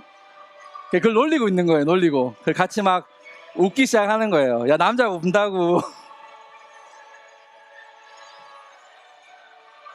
그리고 이제 이 마을에서는 이 로드리게를 한 형제로 받아줘요. 한 형제로. 네, 여기까지 보도록 하겠습니다. 네. 유명한 분 많이 나오네요. 리암 닌슨도 오시네요. 네. 자, 네. 한번 시간 되면 영화 한번 꼭 보십시오. 예. 아까 질문했습니다. 감사합니다. 이 영화는 아마 꼭 보시면 좋을 영화예요. 왜냐면 우리가 이 영화에 보면은 이제 실제로 막 벌어진데 로드리게는 다시 총을 들어요. 칼을 들어요. 이제는 자기의 어떤 재산을 축적하기 위해서가 아니라 자기의 이웃을 지키기 위해서 신부임에도 우리 신부님들 여러 명이 지키기 위해서 실제로 총칼을 들기도 하거든요. 그리고 이제 나머지 분들은 그렇게 해서 우리가 이길 수 없다. 그래서 죽기를 선택하고 찬양을 부르고 순교를 선택을 합니다. 결국엔 다 죽어요. 결국엔 다 죽습니다. 근데 이 일을 지시했던 그 귀족이 이 장면을 보면서 이런 이야기를 합니다. 실제로 죽은 것은 나였고 산 자는 그분들이었다. 네, 그렇게 이야기하고 영화는 끝나는데, 영화는 요한복음 1장 5절 빛이 어둠에 비치되 어둠이 깨닫지 못하더라, 이 구절로 영화가 끝이 납니다. 자, 이 영화를 보면서 느낀 건 뭐냐면 오늘날 우리 기독교 교회에서 이 회개를 너무 쉽게 생각하는 경향이 있어요. 물론 고행을 통해서 우리 죄가 들어진다는 의미는 아니에요. 여기서는 이분은 이미 예수님을 믿고 구원을 얻은 상태예요. 그러나 그 실제 자기가 피해를 줬던 그들에게 뉘우치는 모습을 보여주고 싶었던 거예요. 목숨을 걸고. 내가 정말 당신들에게 끼친 그 피해가 너무 커서 내가 정말 당신들 앞에는 부끄러워 설 수 없으나 날 죽여도 좋으니 난 당신들에게 용서를 구한다는 거예요. 이게 회개입니다. 우리가 하나님 앞에 예수님의 십자가를 우리가 가볍게 여기는 건요, 내 죄를 가볍게 여기는 거예요. 십자가가 얼만큼의 무게가 있고 나를 위한 주님의 희생이 얼만큼 위대하고 대단한지가 느껴지는 건요, 내가 얼마나 죄인인가를 깨달을 때 그분의 은혜가 커지는 거거든요. 사도 바울도 이야기하지 않습니까? 죄가 많은 곳에 은혜도 더하다 이야기하고 있는 것입니다. 죄를 더 지으라는 게 아니죠. 우리가 그만큼 더러운 죄인이라는 것입니다. 그러니까 이 영화가 오늘 목회자로서의 우리가 삶을 살아야 내야 하는, 가르쳐야 하는 성교적 삶을 살아야 될 우리의 모습이 아닌가. 본문에 보면은 깨끗한 그릇 이야기가 나오잖아요. 21절 같이 한번 읽습니다. 시작. 그러므로 누구든지 이런 것에서 자기를 깨끗하게 하면 귀 쓰는 그릇이 되어 거룩하고 주인의 쓰임에 합당하며 모든 선한 일에 준비함이 되리라. 22절. 또한 너는 청년의 정욕을 피하고 주를 깨끗한 마음으로 부르는 자들과 함께 의와 믿음과 사랑과 화평을 따르라. 23절. 어리석고 무식한 변론을 버리라. 이에서 다툼이 나는 줄 알미라. 이게 거짓된 가르침을 말하는 겁니다. 비진리를 가지고 자꾸 진리와 싸우지 말라는 뜻이에요. 옆에 사람하고 잡담하지 말라는 게 아니라 비진리를, 거짓 진리를 마치 진리인 것처럼 생각하고 하나님의 말씀을 거부하지 말라는 뜻입니다. 자, 24절. 주의 종은 마땅히 다투지 아니하고 모든 사람에 대하여 온유하며 가르치기를 잘하며 참으며. 자, 25절. 거역하는 자를 온유함으로 훈계할지니 혹 하나님이 그들에게 회개함을 주사 진리를 알게 할까 하며. 굉장히 중요한 말씀이죠. 우리가 진리 안에서 죄로부터, 죄와 싸우는 모습이 없다면, 죄와 싸우고 죄와 다투는 모습이 없다면 우리는 누구를 가르칠 수가 없어요. 우리가 주님의 십자가를 붙들고 죄와 처절하게 다투고 싸우는 그 모습을 가지고 가야 주님의 이름으로 거룩함을 향하여 내가 오늘도 최선을 다하는 삶으로 살아갈 때, 물론 우리가 예수님을 위해서 이미 깨끗하게 되었습니다. 할렐루야. 하지만 깨끗하게 되었다는 것과 내가 깨끗하게 살기를 포기하는 건 전혀 다른 이야기예요. 사도 바울이 나는 날마다 구원을 이룬다고 이야기합니다. 이게 무슨 뜻일까요? 나는 주님께 쓰임받는 그릇이 되게 하여 날마다 깨끗하게 내 죄를 깨끗하게 한다는 거잖아요. 점검하고 또 점검하고 나를 하나님께 쓰실 귀한 그릇으로 자기를 만든다는 뜻입니다. 사도 바울만 그럴까요? 여기는 우리 모두가 그런 그릇이 되어야 될 줄 믿습니다. 마지막 26절 같이 읽습니다. 시작. 그들로 깨어 마귀의 올무에서 벗어나 하나님께 사로잡힌 바 되어 그 뜻을 따르게 하실까 함이라. 할렐루야. 모든 것의 핵심은 우상 숭배입니다.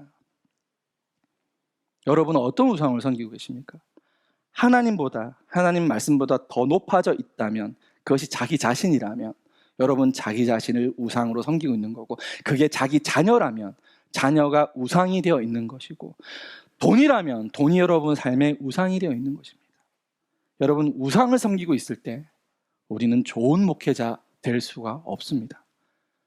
우상을 깨어 부수고 나를 깨끗한 것으로 매일 씻어내기 시작할 때, 죄의 무게를 깨닫고 하나님 앞에 엎드릴 때, 하나님은 우리를 통하여 놀라운 축복의 목회자로, 선교사로, 신학자로 우리를 세워주실 줄 믿습니다.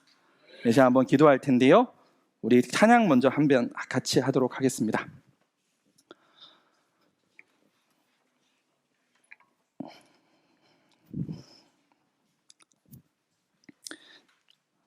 내가 주인 삶은 모든 것 내려놓고 내 주 대신 주 앞에 나가.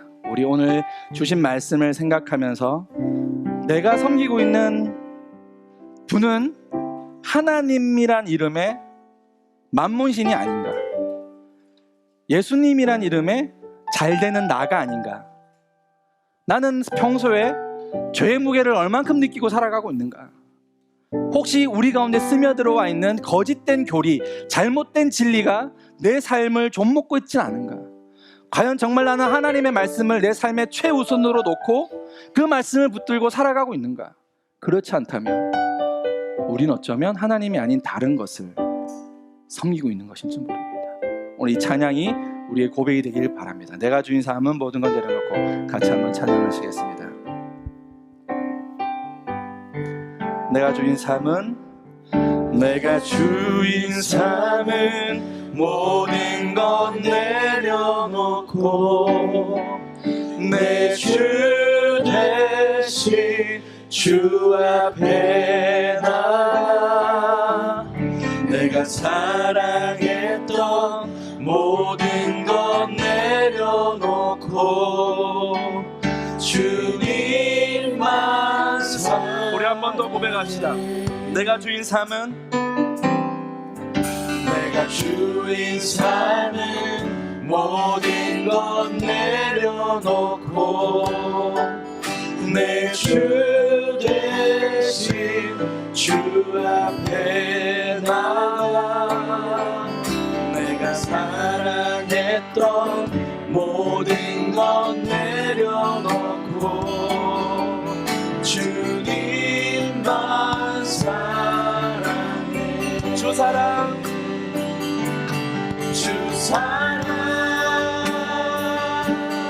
거친 풍랑에도 깊은 바다처럼 나를 잠잠케 해.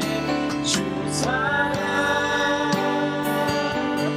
내 영혼의 반석 그 사랑 위에서 주 사랑 거친 풍랑에도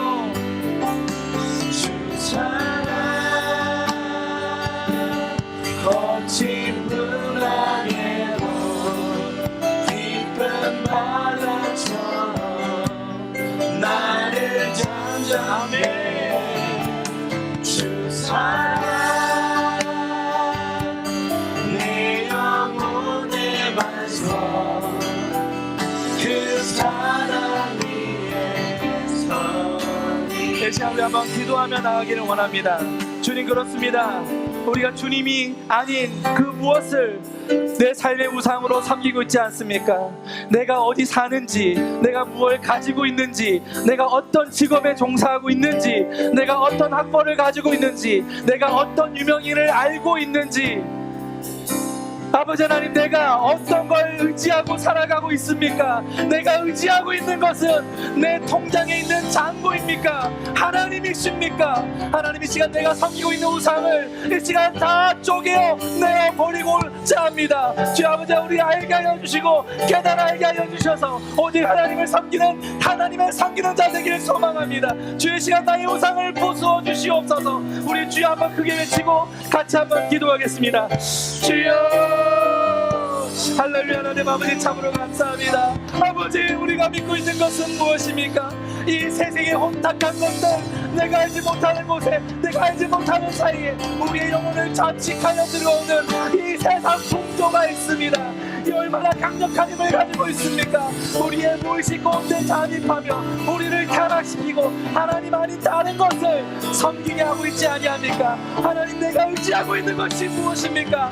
나의 젊음입니까? 나의 건강입니까? 아니면 나의 생각입니까?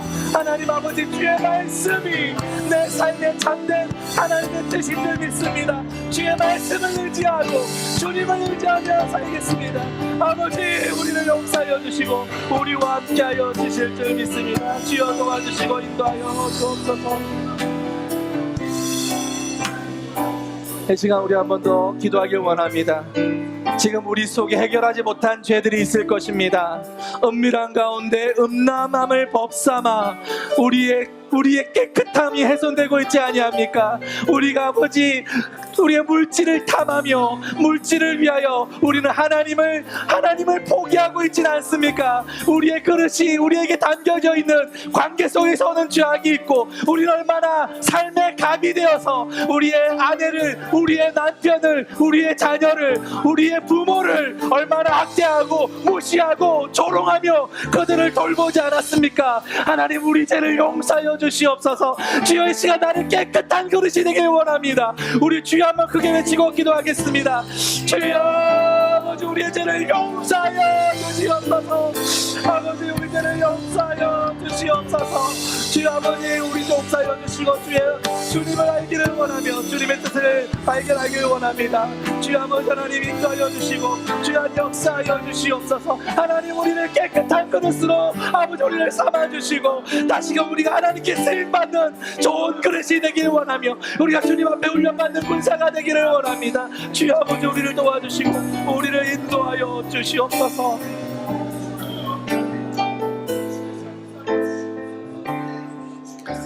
주 나의 모습 보내 산한 나의 맘 보시네. 주 나의 눈물 안에 홀로 울던 맘 마시네. 주 나의 내게 있네. 그 사랑이 날 채우네. 아멘. 그 사랑이 날 채우네. 주 내게 있네. 주 내게 있네. 그네로 날 채우네. 아멘. 세상 소망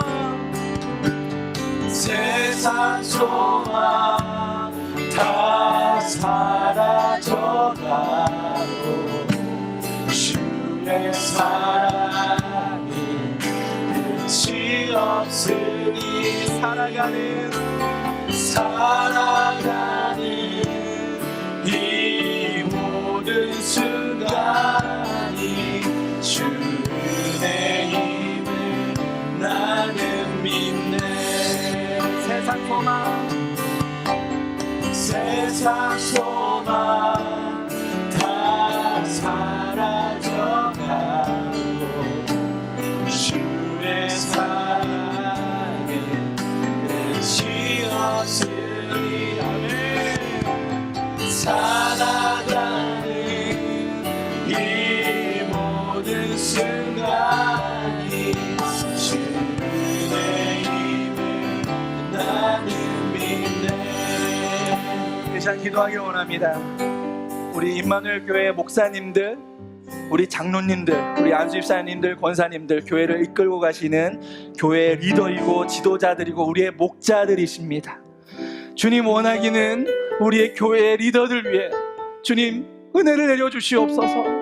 십자가를 붙들고 굳건히 서서 진리의 말씀을 전하기에 부족함이 없도록 주님 붙들어 인도하여 주시옵소서.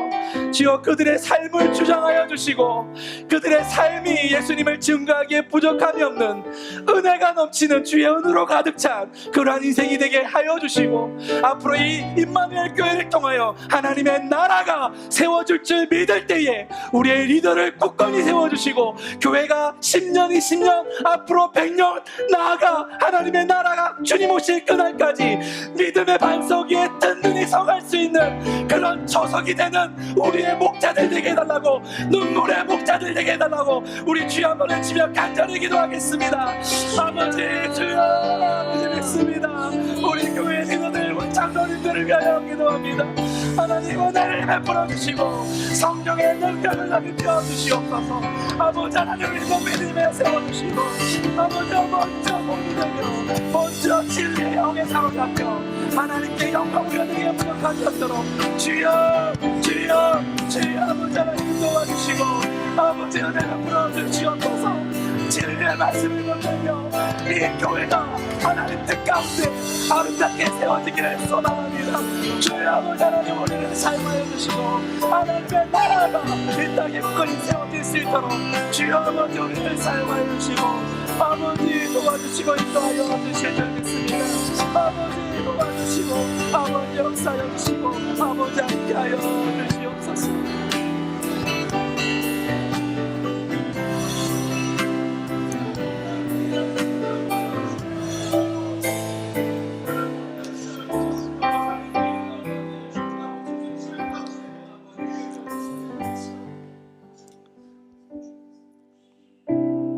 우리 끝으로 찬송 한 곡 더 하고자 합니다. 시간이 좀 지나긴 했지만 우리가 마지막 찬송 무엇이 변치 않아 내 소망이 되며 십자가 십자가 십자가 우리 고백이 우리의 고백이 되기를 원합니다. 같이 찬양하시겠습니다.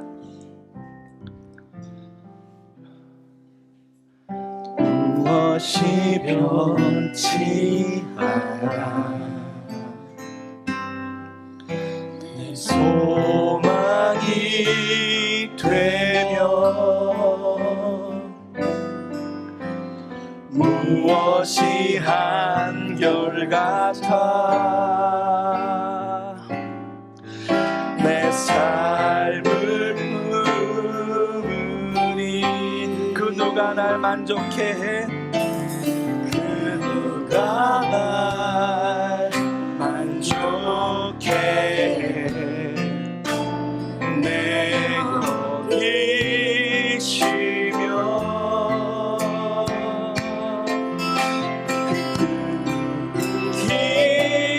기다려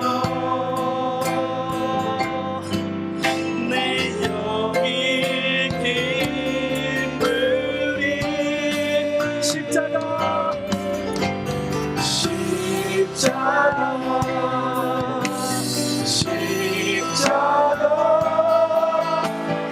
그 아래 내 소망이 있네 십자가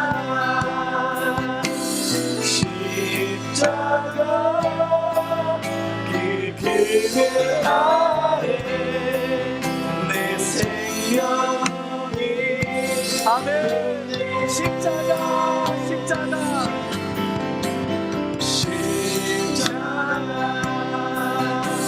십자가 그 아래 내 소망이 아멘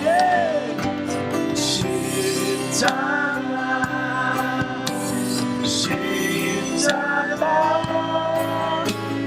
그 아래 내 생명이 있네. 이 시간 자기 옆에 계신 분 한번 쳐다보시겠습니까? 눈으로 한번 인사해 주십시오. 네, 참 귀합니다. 당신은 참 귀합니다. 자, 그분을 위해서 우리가 한번 중보하며 기도하며 나갈 텐데요. 한 가지 기도 제목만 가지고 그분을 위해서 기도하겠습니다. 십자가만이 소망이 되는 인생 되게 해주십시오. 십자가가 지배하는 인생 되게 해주십시오. 주의 십자가의 은혜를 누리며 살아가는 인생 되게 해주십시오. 그거면 족합니다. 그 인생 살게 해주십시오. 우리 그 옆에 계신 분을 위해서 우리가 주여 한번 크게 외치고 같이 한번 간절한 마음으로 기도하겠습니다. 주여 아버지 하나님, 우리 형제를 위하여 기도합니다. 주여 아버지 붙잡아 인도하여 주시고 아버지 하나님 범사의 자이됨같이 하나님의 영광을 드러내는 인생이 되게 하여 주시고 하나님 아버지여 먹든지 마시든지 무엇을 하든지 하나님의 영광이 드러나는 인생이 되게 도와주실 줄 믿습니다. 그의 삶을 주장하여 주시고 그가 밟고 서는 그것이 하나님의 나라가 되게 하여 주시옵소서. 하나님의 영광이 일어나며 아버지 하나님 땅 끝이 되어 모든 믿는 자들이 일어나며 하나님의 영광을 선포할 수 있는 축복된 인생이 되게 도와주실 줄 믿습니다. 아버지 하나님의 자매를 위해서 기도합니다. 주여 붙잡아 인도하여 주시고 은혜를 풀어주시고 하나님의 영광을 드러내게 부족한 것처럼 주여 아버지 도와주시고 주여 인도하여 주시고 하나님 이끌어 인도하여 주실 줄 믿습니다. 아버지 하나님 범사에 달려같이 주님의 영광을 드러내는 우리의 삶이 되게 하여 주시옵소서.